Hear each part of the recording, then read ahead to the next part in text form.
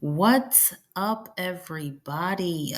It is your girl, Jab Queen Boxing, and we are back yet again. Now, I wasn't going to cover this because y'all know how I feel. Jake Paul is not a real boxer. However, during his interview with Ariel Helwani, and shout out to Ariel Helwani, he's been doing an amazing job getting those guys on and asking the questions that I feel we all want to hear. But during the interview, he did make mention of several real boxers, Canelo, Gervonta Tank Davis. He also discussed what Clarissa Shields had to say when she herself was on the Ariel Helwani podcast discussing an offer that apparently never existed. So we're going to listen to what Jake Paul had to say. I did post his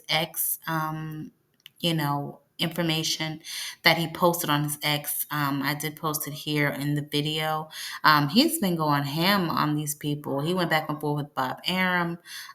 So, just take a listen and then a look.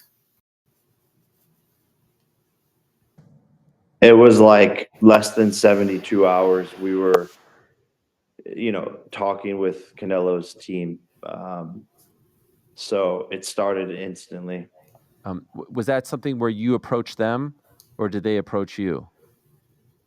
I think it was a mutual sort of reach out, but Nikisa had been chatting with his lawyer for years, just always knowing that fight had to happen at some point.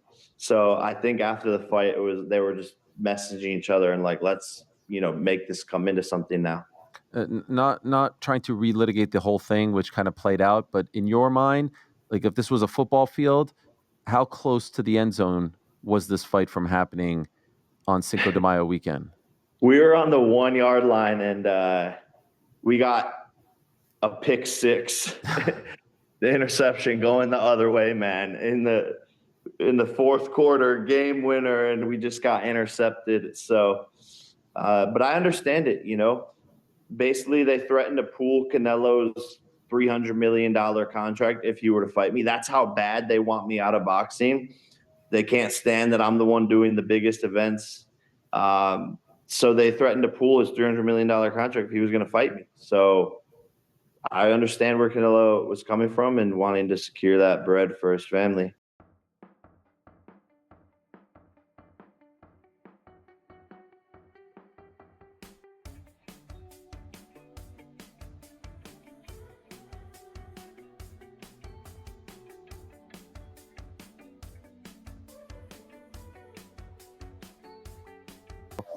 After Canelo, obviously, didn't materialize, was the next one Tank?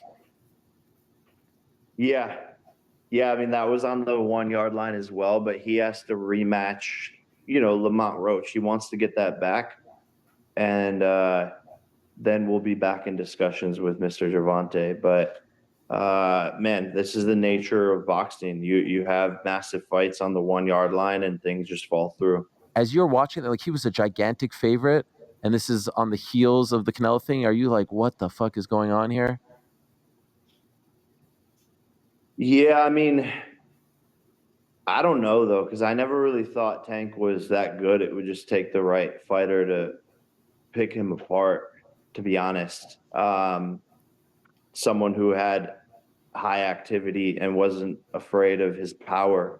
So I always saw so many holes in his game. So to me, it wasn't that surprising that someone finally gave him some good work.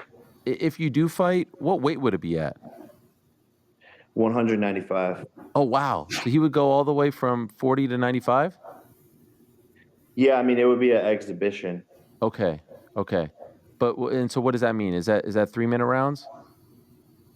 Yeah, 10 3-minute rounds. And when you say exhibition, like what are the restrictions on that? No restrictions, just the fact that like we couldn't actually get it professionally sanctioned. So I have a few problems with this whole situation. And the first one being, if he's not that good, Jake, why do you want to fight him? Hmm? And see, and this is why I have such a big problem with you coming in and exploiting the sport, right? So you want to really prove you really like that. You want to really prove you are to be spoke about in the same conversation with real boxers. Get your ass in there with David Benavidez, huh? Get your ass in there with Bivol, huh? You want to prove you a real boxer? Then get your ass in there with real boxers and shake shit up. Why don't you do that with somebody around your height, around your weight, around your goddamn size and age, and really show me what you made of? Until you can do that, you are nothing more than a glorified Disney child in my eyes. I digress.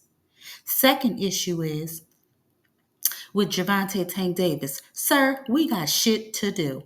Now, it's your life. You can do what you damn well please. But if what this man is saying is true, schedule me for your next fight. Okay? Now, you're going to whoop my ass, but I'm going to pinch your ass or something. Because we got people on our plate that I need you to take care of before you run around here playing tag with goddamn Jake Paul. You got Shakur, you can whoop his ass. Keyshawn, you can whoop his ass. Finish out your division. And then if you want to retire and get you an ultimate bag, I have no problem with it. But while you are an active boxer, as a fan of yours, and anybody who knows me will tell you, you talk about Tank, we going to fight. But as a fan of yours, I do not want to see you run around no goddamn ring with no damn Jake Paul. Okay? Clear out the smoke in your division, and then you're free to do whatever the hell you want to. Like I said, you're free to do what you want anyway. You're a grown man. I'm just speaking from a fan's perspective. Listen, it's people. We got a list. I thought we had a list, Tank. We got people we need you to get. We need to see them on their back looking up at the stars in the ring, and then you're free to go and do what you want to do. I ain't got no problem with that. But just handle business before you go playing around with this damn Disney child. Okay? Please. Thank you. Now, as you saw the screenshot, he refuted the information that Clarissa stated when she did her interview about reaching out to her about a fight. Like I told y'all when I did the Clarissa video, I wasn't sure that she was being 100% honest. And no disrespect to her or her accomplishments. It just appears to me that her being out on her own, and she's not a huge, star, sellout arena type of girl. Again, no disrespect. It just appears to me that you would get more from being on a Jake Paul card. Now, as a real boxer, as you heard me clearly state, I do not respect him. But as a promoter of women's boxing, he running that hands down. So I just feel it would have been better and more beneficial if offered that to go and at least have the conversation. But to state that he offered you less than what you'd be making, I'm sorry, I simply just don't buy that. But Jake Paul doesn't seem to be the most honest individual either. So who knows? All I gathered from that was there was at least a conversation, or maybe not, about her fighting on a card. Maybe she lying, maybe he lying. Who knows when you're dealing with two liars? Who knows what's happening? The only thing I do know is, like I said, she is fighting on July 26th. And Jake Paul is fighting, I believe, in June the 28th, and possibly with Kid Schofield versus Tevin Farmer on the undercard. That much as of right now we do know. Outside of that, everything else is just up in the air.